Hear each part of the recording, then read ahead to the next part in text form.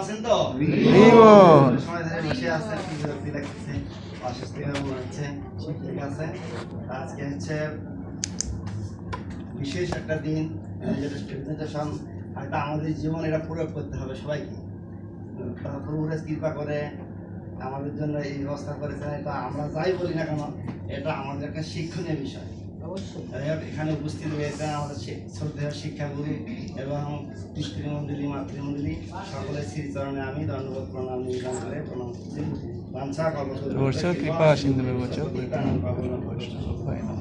আমার প্রতি আশীর্বাদ করবেন যেন আমি এই ব্যাসাসনে বসার যোগ্যতা আমার নেই, তো হচ্ছে ব্যাসাসনে বসার যোগ্যতা তার এই ব্যাসদেবের প্রতিনিধিত্ব করতে পারে। যাই হোক, আমার ভাগবতম সম্পর্কে কোনো অভিজ্ঞতা নেই, পুরো যেহেতু কৃপা করেছেন একটু বলার জন্য, তাই আমি চেষ্টা করবো আমাকে আশীর্বাদ করে দুজনেই বলতে পারি। তার 14 অধ্যায় সায়ংকালে দিতি গর্ভধারণ, অর্থাৎ হচ্ছে সন্ধ্যাকালে দিতি গর্ভধারণ করেছিলেন, সেই বিষয়ে এই অধ্যায়ে আলোচনা করা হচ্ছে। তো প্রথম শ্লোক নাম্বার 1 আমার আসছে 14 অধ্যায়ের 1 থেকে 8 পর্যন্ত। শিশু কুবাচ নিঃসম কুশর বিন পরিতাম হরে কথাম শুকর আত্মনঃ সপ্রবচ্চ উদ্যতঞ্জলি চাতি তীর্থ তীর্থ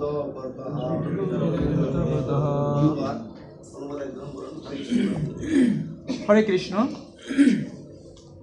শ্রী সুখদেব গোস্বামী বললেন, মহর্ষি মৈত্রেয়ের কাছে ভগবানের বরাহ অবতারের কথা শ্রবণ করার পর ব্রতনিষ্ঠ বিদুর গীতাঞ্জলি পুটে তার কাছে অনুরোধ করলেন যাতে তিনি কৃপাপূর্বক ভগবানের অন্যান্য অপ্রাকৃত লীলাসমূহ বর্ণনা করেন, কেননা তিনি বিদুর তখনও পূর্ণরূপে তৃপ্ত হতে পারেননি।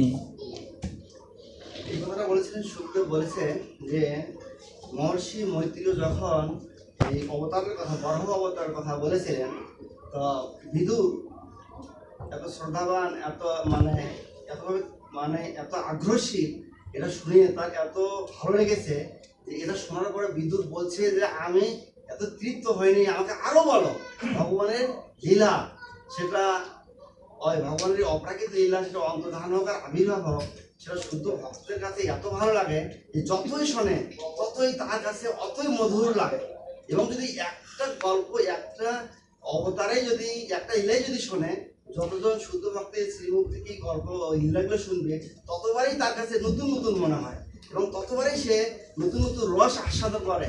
এবং এই বিদুরের এরকম শুদ্ধ ভক্ত যে তারা এত ভাবে আস্বাদন করেছে, তিনি এত উৎকণ্ঠিত যে আরো বলো আমি আরো শুনতে চাই, এবং এত ভালো লেগেছে বিদুরের কাছে। সেটা আমাদের জীবনে হওয়া উচিত যে আমরা যেন ভগবানের লীলাগুলো তখনই আমরা আস্বাদন করতে পারবো যদি আমরা ভালোভাবে এই 4টা বিধিগত নিয়ম পালন করি, 16 মালা ভালোভাবে জপ করি, ভগবানের যেগুলো ছিল পূর্ববার আমাদের নির্দেশ দিয়ে গেছেন সেগুলো যদি আমরা ভালোভাবে পালন করি, তাহলে আমরাও ভাগবতম পাঠ বা কিংবা শ্রবণ করতে আমরা এই রসগুলো আস্বাদন করতে পারবো। এখান থেকে এই শিক্ষণীয় বিষয় যে আমরা ভগবানের যে মধুর কীর্তন লীলাগুলো, এগুলো আমরা তখন আরো মধুময় হয়ে যাবে যদি আমরা ভগবানের এই বিধিবদ্ধ নিয়মগুলো যথাযথভাবে পালন করে থাকি। কিন্তু সময় কম, আমি সশক্ত থেকে বলার চেষ্টা করছি। দ্বিতীয় শ্লোকের অনুবাদ একজন বলুন। বললেন, হে মুনি শ্রেষ্ঠ, পরম্পরাক্রমে আমি শুনেছি যে আদি দৈত্য জন্মাক্ষ যজ্ঞমুক্তি পরমেশ্বর ভগবান বরাহদেব কর্তৃক নিহত হয়েছিলেন। এই কথাগুলো বিদুর ইতিপূর্বে এই কথাগুলো আবার শুনেছিল। ব্রহ্মাজির কাছে দেবতারা প্রার্থনা করেছিল, তখনও বিদুরের কথাই এই বিষয়টা শুনেছিল, অনেক আগেই শুনেছিল। কিন্তু তারপরও বিদুর নতুন করে যখন শুনল, তখন নতুন করে আবার এই রস আস্বাদন করল এবং তার কাছে আরো ভালো লেগেছে। যেমন আমরা আমাদের এখানে যে প্রতিদিন পাবে কতবার যে হরে কৃষ্ণ মহামন্ত্র আমরাও জপ করি, কিন্তু গুরু যখন বলে সবাই বলুন হরে কৃষ্ণ হরে কৃষ্ণ কৃষ্ণ কৃষ্ণ হরে হরে হরে রাম রাম রাম হরে হরে। আমার কাছে, আমার নিজের ব্যক্তিগত তখন আমি চিন্তা করি পুরো শ্রীমুখ থেকে যখন আমরা শুনি, আমরা হরিনাম করি, তখন একরকম আমার কাছে মনে হয়, আর আমি যখন একা একা তখন আলাদা। তো এটা কি, এটা কারণ হচ্ছে শুদ্ধ ভক্তদের শ্রীমুখ থেকে যখন আমরা শ্রবণ করবো একই কথা, একই কথা আমার বা আমার আমি একটা কথা আমি যেটা বলবো আর গুরু মহারাজ বলবো একই কথা, কিন্তু দুটা আকাশ পাতাল ব্যবধান হয়ে যাবে। এটা হচ্ছে সূত্র। এই সম্বন্ধে থেকে আমরা শিক্ষাগুলো গ্রহণ করতে পারি যে 2 নম্বর শ্লোক থেকে যে ভগবানের শুদ্ধ ভক্তরা ভগবানের অবতারের পেছনে যে রস রয়েছে তা ভক্তরা আস্বাদন করে তৃপ্ত হন এবং একই লীলা বা অন্য লীলাও বারবার শ্রবণ করার ইচ্ছা পোষণ করে, যেটা 1 নম্বরে বলা হয়েছে। 3 নম্বর শ্লোক পুরো শ্লোক 3 অনুবাদ। হে ব্রাহ্মণ, ভগবান যখন ক্রিয়াক্ষয়ে পৃথিবীকে উদ্ধার করেছিলেন তখন কি কারণে দৈত্যরাজের সঙ্গে বরাহদেবের যুদ্ধ হয়েছিল? এগুলো আমরা ক্রিয়াশীলের কথা আবার শুনেছি যে ভগবান ইচ্ছা করলে বৈকুণ্ঠ ধাম থেকে এগুলো সব ওষুধ সব পরিত্যাগ করতে পারে। তা ভগবান কেন আসে? ভগবান আমাদেরকে আনন্দ বিধান করেন। ভগবান এখানে বড় ধারণ করার দরকার আছে তার কাছে ছিল না। তিনি বৈকুণ্ঠ ধামে থেকে এগুলো ওষুধ রসাতল আর পাতাল আর যেখানে গরদশাহী সমুদ্রে থাকুন পৃথিবীটাকে ওই বৈকুণ্ঠ ধাম থেকে ভগবান উত্তোলন করতে পারে। তার এখানে আসার প্রয়োজন ছিল না, কিন্তু তিনি কি করেন ভক্তদেরকে আনন্দ বিধান করার জন্য, আনন্দ দেওয়ার জন্য তিনি অবতীর্ণ হয়ে তিনি এই কার্যগুলো সাধিত করেন। এবং গীতায় যে বলছেন যে যদা যদা হি ধর্মস্য গ্লানি ভবতি ভারত অভ্যুত্থানম ধর্মস্য সত্তরম সিদ্ধমহম। ভগবান 3টে কাজ কি করেন? সাধুদেরকে রক্ষা করেন, ধর্ম সংস্থাপন করেন এবং অসুরদেরকে বিনাশ করেন। আর সেই সাথে কি করেন? ভগবান ভক্তদেরকে আনন্দ দেন। তাছাড়া এগুলো বৈকুণ্ঠ ধাম থেকে ভগবান করতে পারেন। আর কি আছে এই শিক্ষা? ভগবান এখান থেকে আমরা এই শিক্ষাটা গ্রহণ করতে পারি যে ভগবান ভক্তের প্রতি এত করুণাময় হয় যে ভক্তদের প্রার্থনায় ভগবান বরাহরূপ মানে শুকুরূপ কত নিকৃষ্ট প্রাণী যেটা আমরা বলে মনে করে থাকি, সেই নিকৃষ্ট প্রাণীর রূপ পর্যন্ত তিনি ধারণ করেন। ভগবান তো আরো অন্যান্য রূপও ধারণ করতে পারতেন, তিনি নিকৃষ্ট রূপটা ধারণ করলেন কেন? যে পৃথিবীটাকে এমন জায়গায় নিয়ে গেছে যেটা ওই রূপ ছাড়া অন্য কোনো রূপে অবতীর্ণ হলে এটা উদ্ধার করা সম্ভব না। হ্যাঁ, তো ভাবো যেহেতু শুকুর দীর্ঘ সময় জলের নিচে থাকতে পারে এবং এখান থেকে উত্তোলন করা একমাত্র শুকুরের অবতারে এই রূপে প্রয়োজন, তাই ভগবান শুকুর রূপে অবতীর্ণ হলেন। তো এখান থেকে আমাদের শিক্ষণীয় ভগবান আমাদের প্রতি কতটা সহানুভূতিশীল, অথচ আমরা ঠিক মতন ভগবানের নিয়মগুলো পালন করতে চাই না। আর ভগবান আমাদের জন্য শুকুরূপ ধারণ করলেন, এটা আমাদের কতটা করুণাময় এখান থেকে আমরা বুঝতে পারি। এবং কি হয় এই হিরণ্যাক্ষ পৃথিবীটাকে রসাতলে ঠিক আছে রসাতল থেকে মুক্ত করেন এবং ক্রিয়াশীল সাধুকে রক্ষা করেন এবং হচ্ছে আনন্দ বিধান করে তিনি আবার সাবেক যেভাবে পৃথিবীটাকে পরিচালনা করা তারা সেভাবে পরিচালনা করেন। 4 নম্বর শ্লোক হরে কৃষ্ণ। আমার মন অত্যন্ত জিজ্ঞাসু হয়েছে, তাই আমি ভগবানের অবতারের বর্ণনা শ্রবণ করে তৃপ্ত হতে পারছি না। আপনি কৃপা করে এক শ্রদ্ধাবান ভক্তের কাছে আরো বেশি করে বর্ণনা করুন। এই কথাটা বলছে বিদুর, বলছে যে আমি তো ভক্তরা এরকম, আমরা যেরকম প্রসাদ পাইলে কি করি, প্রসাদ যদি মাতাজি নিয়ে আসে নিজে না খাই অমুক দাও সবাইকে দেয়, মাতাজি নিজে প্রসাদ পাচ্ছে না।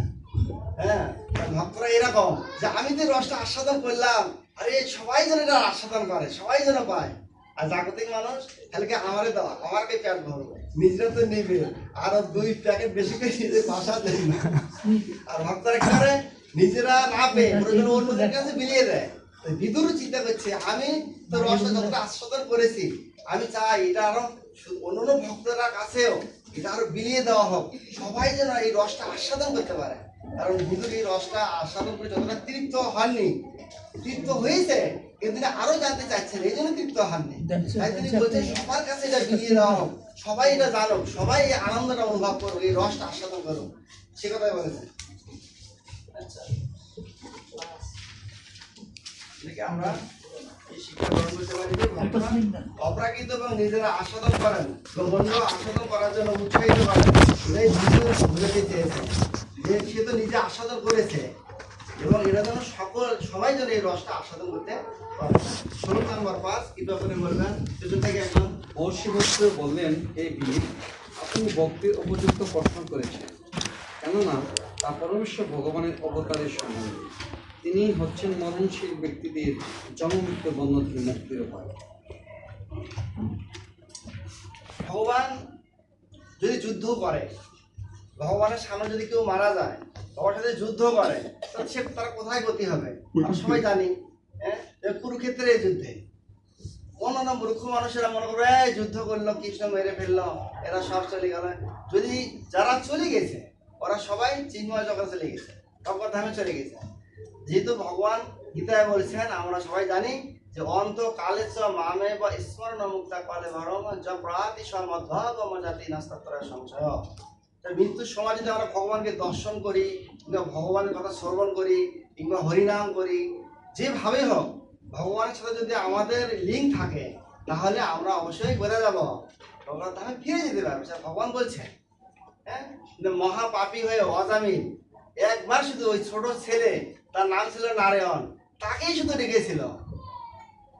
অত ভগবানের নামও নারায়ণ, তার কথা কিন্তু ভাবে নাই। তার ছোট ছেলের নাম ছিল নারায়ণ, তার কথা এই যমদূত এত ভীষণ মূর্তি ধারণ করে এসেছিল, ভয়ে তার ছোট ছেলেকে ডাক দিয়েছিল নারায়ণ বলে। তার ফলেও কি অজামিলের সদ্গতি লাভ হয়েছিল। তো এইভাবে আমরা বুঝতে পারি যে ভগবানের সামনে যদি কেউ, ভগবানের সাথে বা ভগবানের সম্মুখে যদি কেউ দেহ রাখে, যুদ্ধ করি হোক আর যেভাবে হোক, অবশ্যই তার চিন্ময় দেহ প্রাপ্ত হবে, এতে কোনো সন্দেহ নেই। এটা শুধু কে বুঝবে? শুধু যারা ভক্ত তারা এরা জানে, কিন্তু যারা ভক্ত না তারা এটা বুঝতে পারে। এর থেকে আমরা শিক্ষা গ্রহণ করতে পারি। এবং ভীষ্মদেব বলেছিলেন, যারা কুরুক্ষেত্রের রণাঙ্গনে উপস্থিত ছিলেন তারা সকলেই তাদের মৃত্যুর পর চিন্ময় স্বরূপ প্রাপ্ত হয়েছিলেন। সুতরাং এটাই প্রমাণিত হয় যে ভগবানের যুদ্ধলীলার কথা শ্রবণ করা এবং অন্য যে কোনো প্রকার ভক্তি অনুশীলনের মতো ভগবানের যুদ্ধলীলা কিংবা ভগবানের যে কোনো প্রাকৃত অপ্রাকৃত লীলা, অন্তর্ধান হোক আর আবির্ভাব হোক, সবকিছু কি হবে? ভক্তির অনুশীলনের মতো। এটা একটা ভক্তির অনুশীলনের মতো হবে। শ্লোক নাম্বার হবে 6। আর কিছু বলবো লাস্ট থেকে আপনি বলুন।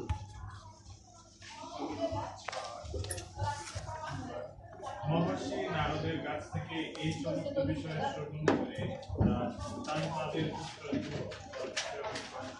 জ্ঞান লাভ করেছে এবং মৃত্যু মস্তকে পদার্পণ করে।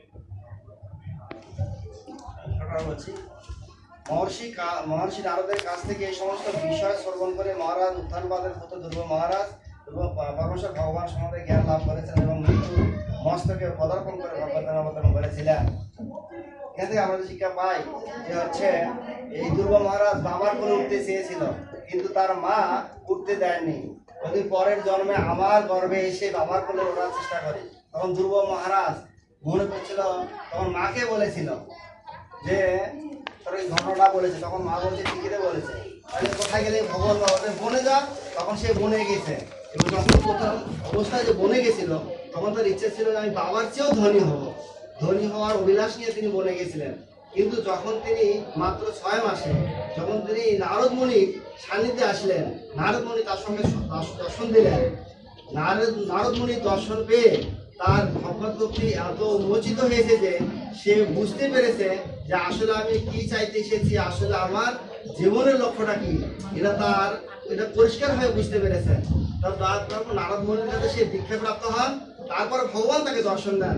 ভগবান তাকে দর্শন দেওয়ার পরে বলল, আচ্ছা তুমি কি চাও বলো, তোমার কত ধন সম্পদ দরকার? তখন ধ্রুব মহারাজ বলল যে না, আমি সমুদ্রের তীরে নুড়ি পাথর কুড়াতে এসে আমি হীরামণি মুক্তা পেয়েছি, আমার এই নুড়ি পাথর আর প্রয়োজন নেই। সে ধ্রুব মহারাজ এই মৃত্যু সে সশরীরে সে চিন্ময় জগতে পদার্পণ করেছিলেন। মৃত্যুর মস্তকে পা রেখে সে সশরীরে সে ভগবত ধামে ঢুকেছেন। এই জন্য পৃথিবী যদি ধ্বংস হয়, ধ্রুব মহারাজের ধাম কখনো ধ্বংস হবে না। সব ধাম ধ্বংস হলেও ধ্রুব মহারাজের ধাম কখনোই ধ্বংস হবে না। এখান থেকে আমরা শিক্ষাগুলো পাই। তাহলে আমরা বুঝতে পারি যে মাত্র 6 মাসে এত তপস্যা করেছে। প্রথম 2 মাস ফল খেয়েছে, পরের 2 মাস জল খেয়েছে, পরের 2 মাস একদম হাওয়া, শুধু নিঃশ্বাস সেরকম ছিলেন। এভাবে কঠোর তপস্যা করে তিনি ভগবানকে প্রাপ্ত হন। তো ভগবান কিন্তু সরাসরি আসেন নাই, কে এসেছিল বলেন? নারদ নারদ মুনি। কেন? ভগবান দোষ দিলেন, ভগবান পাঠিয়ে দিয়েছেন যতক্ষণ পর্যন্ত আমাদের দীক্ষা না হবে, সদ্গুরুদের শরণাপন্ন হয়ে আমার দীক্ষা যতক্ষণ পর্যন্ত না হবে ততক্ষণ পর্যন্ত ভগবান আমাদেরকে কৃপা করতে পারেন। তাই নারদ মুনি এসে দীক্ষা দিলেন। কি দীক্ষা দিলেন? ওম নমো ভগবতে বাসুদেবায়। আমরা এই মন্ত্রের মধ্যে প্রথমে আমরা মঙ্গলাচরণের মধ্যে এই কথাটা বলি, তা আমাদের এটা মাথায় রাখতে হবে। সবাই বলবেন, জগতের পিতা কৃষ্ণ, ওদের পিতা কৃষ্ণ, জেনা ভাজে বাপ, দেবা পিতৃদ্রোহী পাতকী, পিতৃদেহী মাতকী, জনমে জনমে। পরম পিতা হচ্ছেন কৃষ্ণ। যদি আমরা যদি পরম পিতা কৃষ্ণকে না মাথায় না রাখি, তাহলে আমরা ভাগবতম যা পাঠ করবো, শ্রবণ করবো, যা শুনবো, এসব মাথার উপর দিয়ে চলে যাবে। মাথা কৃষ্ণ হচ্ছে জগতের পিতা, পরম পিতা। তার শরণাপন্ন, তার আশ্রয় আমাদের থাকতে হবে।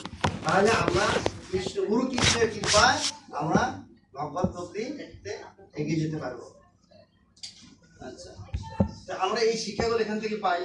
জগতের ভগবান কত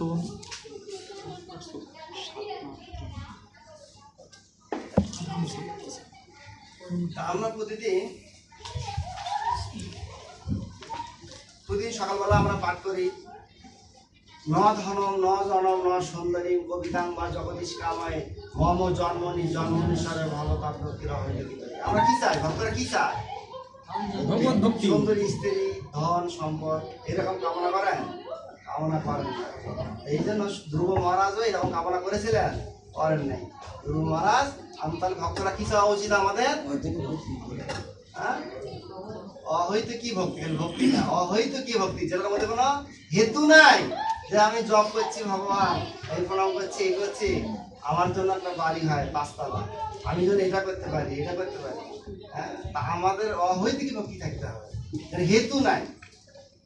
একমাত্র জন্মে জন্মান্তরে আমি যেন কৃষ্ণ প্রেম লাভ করতে পারি, সেবা করতে পারি, এবং ভক্তের সঙ্গে মন থেকে যেন আমরা ভগবত ভক্তি করতে পারি, এরকম প্রার্থনা আমাদের থাকতে হবে। ঠিক আছে,